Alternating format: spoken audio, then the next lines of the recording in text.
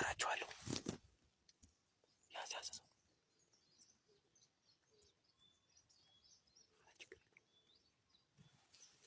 እና በዚህ ልክ ነው። በጣም አስቸጋሪ ነው። እየተቆጡኝ ነው፣ ረፍ እያሉኝ ነው። ሰላም ሰላም፣ እንዴት አላችሁ? እግዚአብሔር የተመሰገነ ይሁን። እኔ እስካሁን ባለሁበት ፍጹም ደህና ነኝ። እናንተም በያላችሁበት ሰላም እንድትሆኑ ነው የዘወትር ጸሎቴ። በምታምኑበት ሃይማኖትና በምታመልኩበት አምላክ ቸሩን ይስጣችሁ በላለሁኝ። በዛሬው ዕለት አገዛዙ በናዝሬት አካባቢ ጉራጃ ማርያም የሚባል አካባቢ እጅግ በጣም ብዛት ያለው እንከፍ ወታደር አስፈሯል የሚል መረጃ ነው የሰማሁት። ምክንያቱ ምንድነው ሲባል እዛ አካባቢ ያሉ ሰዎች ሲጠየቁ ወይም ወታደሮች በየሻይ ቤቱ እየገቡ ሲያወሩ እንደሰሙት ከሆነ የነገሩን ከመረጃ ማለት ነው ፋኖ በዚህ ኩል ሰብሮ አዲስ አበባ ሊቆጣጠር ይችላል። ስለዚህ በዚህ ኩል መሆን አለባችሁ ተብለን ነው የመጣ ነው የሚል መልስ ነው የመለሱት ወታደሮች። አገዛዙ ባሁን በቃ ጥላውን ማመን አልቻለም። አይፋኖ የላይኛው የፈጣሪ ስጦታ እኮ ነው ክርስቶስን። ፋኖ እንደዚህ ነው መብረቅ በቃ ከምንም ነገር ተነስቶ እንደዚህ አገዛዙን ያሽመደመደ፣ በሁሉ ነገር አገዛዙን ያሽመደመደ፣ በህዝብ ግንኙነት፣ በቅቡልነት፣ በኢኮኖሚ፣ በወታደራዊ ብቃት ጠቅ ፋኖ በዚህ 2 ዓመት ያሰለጠነውን መከላከያ 7 ዓመት ሙሉ አላሰለጠነው። 7 ዓመት ሙሉ ማለት ነው። አማራ በህይወቱ እንዳሁኑ ያለ ትጥቅ አልታጠቀም።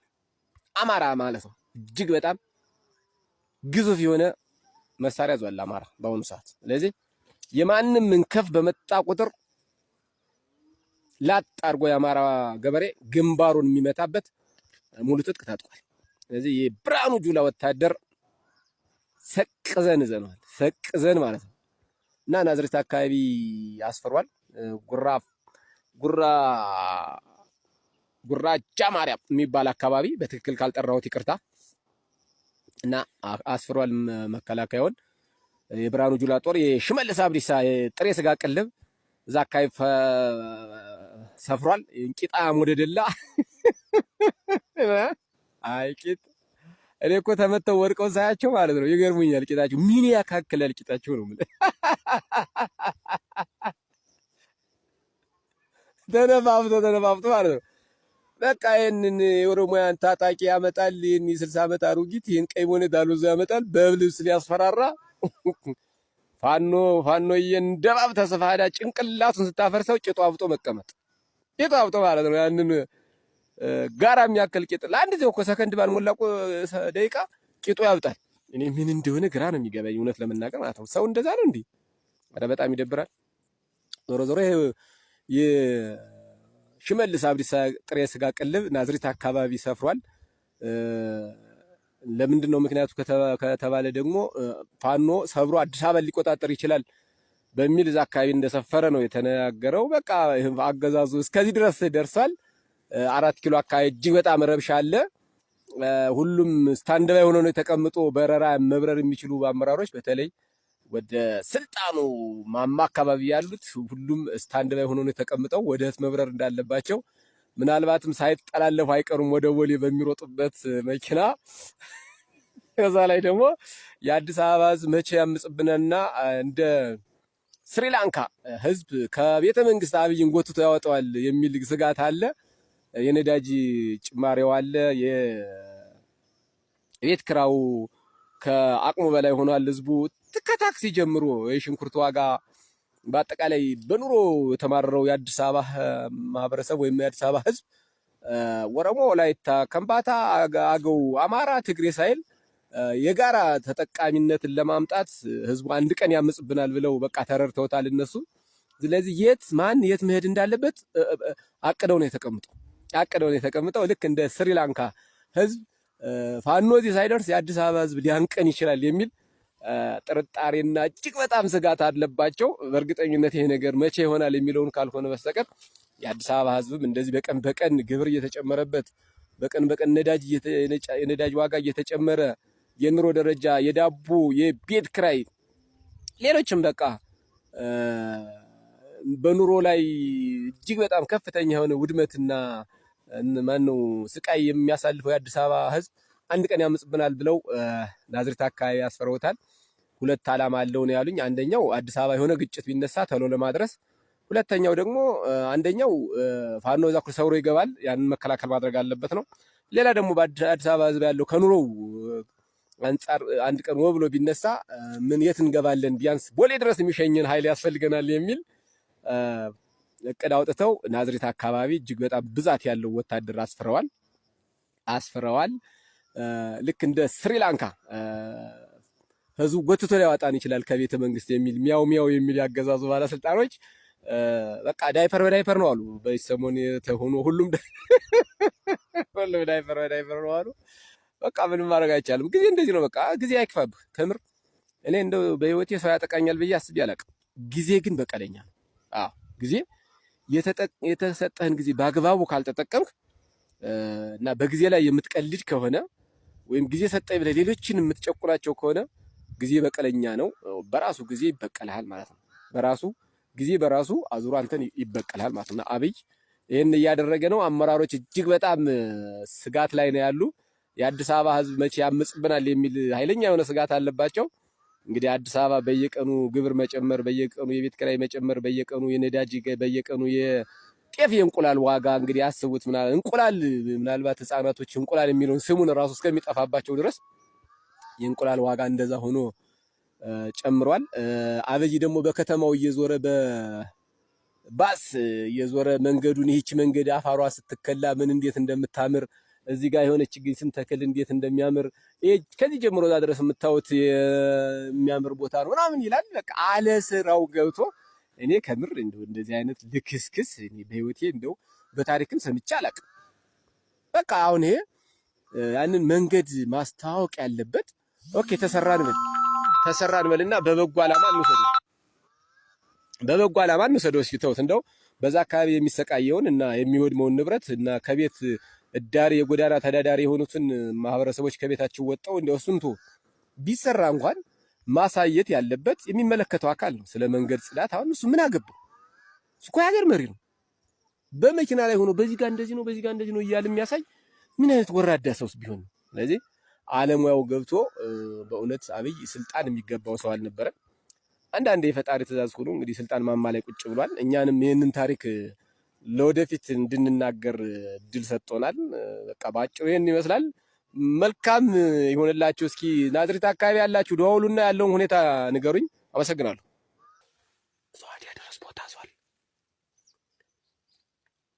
ቢበዛም ከ2 ደቂቃ በኋላ ውጊያው ይጀመራል። ከርቀት እያየናቸው ነው። ይሄ የኦሮሚያ ግትልትል እየተከተለተለ እየመጣ ነው። በአጭር ጊዜ ምርትና ገለባውን እንለያለን። ከትንሽ ደቂቃ በኋላው ቀውጢ ይሆናል። ይሄ የምታወት ሰላም የለም። መቅረጽ አልችልም። እንደምታወት ውጊያው ከተጀመረ አዎ ምን እንደሚሆን በኋላ ከውጊያ በኋላ ነው የምነግራችሁ። ለጊዜው በጣም አስቸጋሪ ቦታ ነው ይዘን ለወገንም ለጠላትም እንግዲህ ሁሉ ነገር በፈጣሪ እጅ ነው ያለው። ለነጻነት የሚታገል ፈጣሪ ያግዘዋል ብለን እናምናለን። እኛ ለሃይማኖታችንና ለነጻነታችን ጡት ለተቆረጣችሁ እህቶቻችን፣ ለ4 ለ5 ለተደፈሩ እናቶችና እህቶች፣ ቤተ ክርስቲያን ለታረዱ ምዕመናን እና ለመላው ኢትዮጵያ ነጻነት የወጣን ልጆች ነን። እንግዲህ በቀጣይ ምን እንደሚሆን ከውጊያ በኋላ አወራችኋለሁ።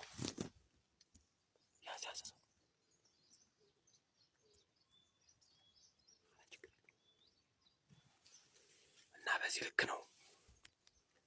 በጣም አስቸጋሪ ነው። እየተቆጡኝ ነው፣ ረፍ እያሉኝ ነው። ያው መቼም ይሄ መናገር የለመደው አፌ አላርፈኝ። በጣም ሰላም፣ እንዴት አላችሁ? እግዚአብሔር የተመሰገነ ይሁን። እኔ እስካሁን ባለሁበት ፍጹም ደህና ነኝ። እናንተም ሰላም እንድትሆኑ ነው የዘወትር ጸሎቴ። በያላችሁበትና በምታምኑበት ሃይማኖት አለው ይበላችሁ የምታምኑበት አምላክ። እኔ በውትድርናው ዓለም ማዕረግ እንደዚህ ሲረክስ እና ሲበለሻሽ ኢትዮጵያ ውስጥ ነው ለመጀመሪያ ጊዜ ያየሁት። እነ ብርሃኑ ጁላና ከሱ በታች ያሉ ባለማዕረጎች ጀግኖች እየተባሉ ወደር የለሽ የጥቁር አንበሳ ጀግና እየተባለ አበባው ታደሰ በሚያነበንበውም ንባብ ጀነራሎች ማዕረግ ሲሰጣቸው ሳይ በጣም ገረመኝ። በቃ እኔ እንዴ ለምንድን ነው ከምር ብዙ እኮ መስዋዕትነት የከፈሉ ኢትዮጵያውያን ጀግኖች አሉ። እኔ በብልጽግናም ሆነ በወያኔና በቃ በአጠቃላይ በውትድርናው ዓለም እነዛን ማርከስ ነው። ከምር እንደዚህ የተማረከ ሰው ለስንቅ ለማረከው ኃይል በተለይ ለቲፒኤልኤፍ ስንቅ ሲያጓጉዝ የኖረ ጀግና ተብሎ ሲሸለም ገረመኝ። በቃ እንዴት ነው ጀግና እንዴት ይጠፋብናል? ጎበዝ እንዴ ጀግና እንዴት ይጠፋብናል ነው እኔ የምለው። ብርሃኑ ጁላ እኮ ምንም ስለ ውትድርና የሚያውቀው እነ ጀነራል ባጫ ደበሌ ጀግኖች እየተባሉ ሲሸለሙ እነ መሐመድ ተሰማ ሁሉም ምርኮኞች በቲፒኤልኤፍ የተማረኩ ሁሉም ምርኮኞች።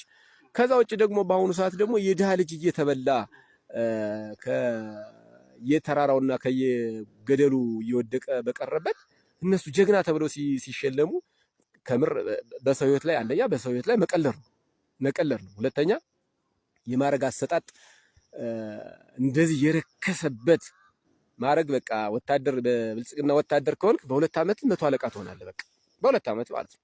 በትክክለኛው በሳይንስ ወይም በወታደራዊ ሳይንሱ ግን በ2 ዓመት የሚገኘው አንድ ምክትል 10 አለቃ ነው። በቃ በ4 ዓመት ነው ሙሉ 10 አለቃ። እንደዛ እያልክ የ2 ዓመቱ ነው እርከን የምታገኘው ማለት ነው። አብይ ሌት ተኝቶ በቃ ነገ 50 ጀነራሎችን ማዕረግ እሰጣለሁ ብሎ ይወስናል። ሌሊት እኮ ነው ተኝቶ በቃ። ከዛ ጠዋት ስማቸውን ይጠራና ኑ ማዕረግ ውሰዱ። በጣም የሚዘገንን ማለት ነው። እኔ የብርሃኑ ጁላ ማዕረግ በአፍሪካ የመጀመሪያው ይመስለኛል፣ ባልሰሳት የመጀመሪያው ይመስለኛል። እና በዓለምም ሩሲያ ውስጥ መሰለኝ አንድ እንደዚህ አይነት ፊልድ ማርሻል የሚል ማዕረግ ያለው ሩሲያዊ ዜጋ ያለው ይመስለኛል። ብቻ ከተሳሳትኩ አርሙኝ። እኔ የማውቀውን ነው የምናገር። ግን እንደዛ መሆን የለበትም እንዴ! ገና ታሪክ ለማስቀመጥ ይሄን ያክል መከራ። ነገ እኮ ቀጻይ ትውልድ ማንም ያዘው ማንም ይሄንን ሀገር ማንም ይምራት ማንም ለቀጻው ትውልድ እኮ መናቅ እኮ ነው። ቀጻው ትውልድ እኛ ከሞትን አህያ ይብቀል የሚባል ነገር እንትን ማን ነው? እኛ ከሞትን እኔ ከሞት ሰርዶ ይብቀል አለች አህያ እንደተባለው እኮ ነው። እኔ በጣም ነው የሚገርመኝ፣ በጣም ይገርመኛል። በቃ እኔ ማድረግ እንደዚህ ድክስክስ ሲል እንደ የሆነ ቱቦ ውስጥ እንደሚጣል ማድረግ ተነስቶ ብርሃኑ ጁላም ማድረግ ይሸልማል፣ አብይ አህመድም ማድረግ ይሸልማል። በእንደዛ አይነት ወታደር እንዴት ሆኖ ነው የሚገነባው? ሲጀምር እንዴ ማድረግ እኮ ክብር አለው እኮ። የማንኛውም ፖለቲካ የማንኛውም ወታደር ሁን ወታደር ከብለህ ተቀመጥክ ድረስ የሚሰጥ ማድረግ እጅግ በጣም የተከበረ ካንተ በፊት ሄደው የወደቁት ወታደሮችን ደም መልበስ ነው። በቃ ጫንቃህ ላይ አርገው የምትሄደው ካንተ በፊት ህይወታቸውን አሳልፈው የሰጡትን ህይወታቸውንና ደማቸውን አደረክ ማለት ነው። ስለዚህ ክብር መኖር መቻል አለበት። ስለዚህ ክብር ደግሞ እንዴት ይገለጻል ከተባለ አንድ ሰው በለፋበት በሰራበት በታገለበት ነው መሰጠት ያለበት እንጂ ገና በስመ ኦሮሞ በጣም ገና በስመ ኦሮሞ ካሁን በፊት የነበሩ ታሪኮችን ለመቅደም እሩጫ እንጂ ስለ ሀገር ክብርና ስለ ተሰዉ ጓዶችን መታሰብ የማይቻልበት አሰራር ከምር እውነትም አብይ በቃ የሴት አዳሪ ልጅ ቤተሰብ አሳዳጊ የበደለው ከልጅነቱ ጀምሮ ዋልጌ ሆኖ ያደገ መሆኑን በደንብ ተረድቻለሁ እና እነ ብርሃኑ ጁላ እነ አበባው እነ ጀነራል መሐመድ ተሰማ አጠቃላይ በቃ እነዚህ አበባው ታደሰ ያን አንብቡ ማድረግ የሸለማቸው ሰዎች እንደዛ አይነት ማድረግ ሲሸለሙ ከምር ለኢትዮጵያ ወጣት በጣም አዘንኩኝ። ግን ምንም ማድረግ አይቻልም። ብርሃኑ ጁላ አሁን እንደዛ ፊልድ ማርሻል የሚባል ማድረግ ይገባዋል የሚል ሐሳብ የለኝም። አንደኛ ስለ ውትድርና የሚያውቀው ነገር የለውም። ሁለተኛ ከአየር ኃይል ነው መጀመሪያ አየር ወለድ ነው እንትን ተብሎ የነበረ ተብሎ ነው። ከዛ ሰርቆ የተባረረ ነው። ከዛ ደግሞ ከማሰልጠኛ እንደወጣ ናቅፋ ኤርትራ ውስጥ ተማርኮ በምርኮ እድሜውን ሁሉ ያሳለፈ ነው። ከዛ በኋላ ደግሞ ወደ ውትድርናው ሲገባ ኦሮሞ በመሆኑ ብቻ ብሔራዊ አስተዋጽኦ ለማሟላት ማድረግ የተሰጠው ነው እንጂ ብርሃኑ ጁላ ስለ ውትድርና የሚያውቀው ጉዳይ የለውም። ጀነራል ባጫ ደበሌ አሁን ውትድርና አያውቅም። ኪነት የነበረ እጅግ በጣም ተወዛዋዥ ነው።